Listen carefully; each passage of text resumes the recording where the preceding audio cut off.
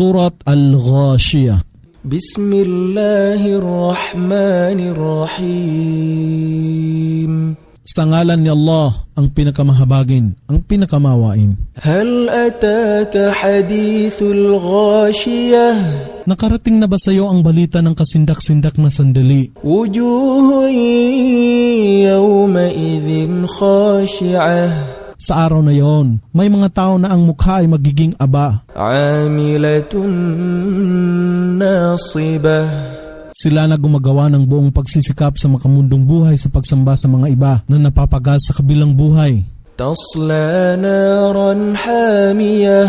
Sila ay magsisipasok sa naglalagablab na apoy. Tusqa min 'aynin aniyah. Sila ay dudulutan ng inumin mula sa kumukulong batis. Laysa lahum ta'amun illa min dari'.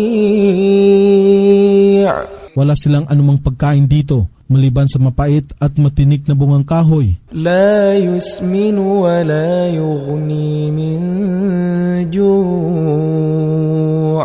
Na hindi makapagbibigay ng kabusugan sa kanila at makapapawi ng gutom. Wujuhun yawma idhin na'imah. Sa araw na ito, may mga tao na ang mukha ay magagalak. Lisa'iha radiyah. Na sila ay nasisiyahan sa kanilang pinagsikapan sa mundong ito. Fi jannatin 'aliyah.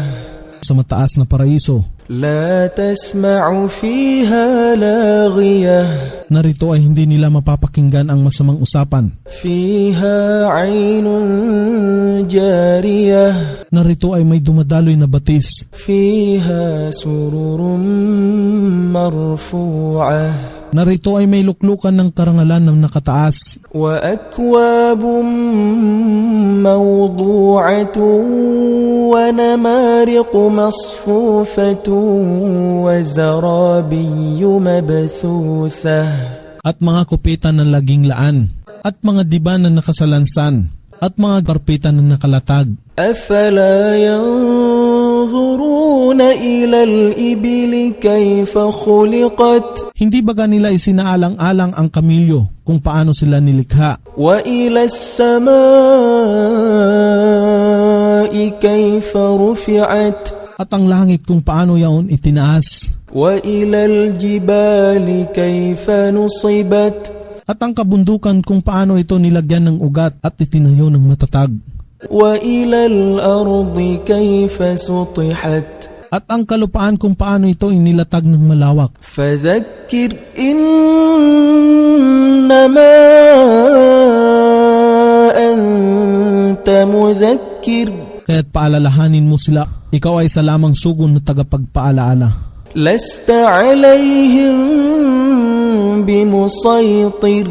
Ikaw ay walang kapangyarihan sa kanila na pilitin sila. Illa man tawalla wa kafar. Datapwat sinuman ang tumalikod at hindi sumampalataya kay Allah. Fayu'adhibuhu Allahu al-'adhab al-akbar. Si Allah ang magpaparusa sa kanya ng kasakit-sakit na kaparusahan. Inna ilayna iyabahum. Katotohanan sa amin ang kanilang hantungan. Thumma inna alayna hisabahum. At pagkatapos kami ay magsusulit sa kanila.